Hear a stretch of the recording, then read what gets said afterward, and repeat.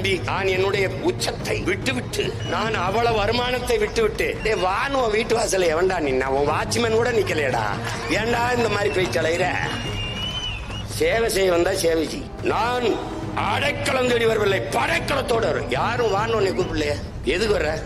என்னுடைய அன்பு சகோதரன் அஜித்தும் ஐயா ரஜினிகாந்த் அவரும் தங்களுடைய புகழை வியாபாரம் செய்ய விரும்பவில்லை.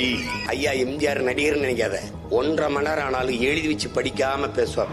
ஐயா விஜயகாந்த பாத்துக்க, மனசுல இருந்து பேசுவாப்ல, மக்களின் மொழியிலே பேசுவாரு.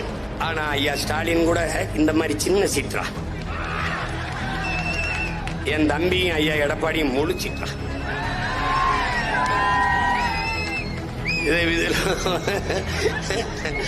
பார்த்து எழுதுற மாணவன், படிச்சு எழுதுற மாணவன், எந்த மாணவன் நல்ல மாணவன் நீங்க தான் முடிவெடுக்கணும். என்ன பண்ணிக்கிறது?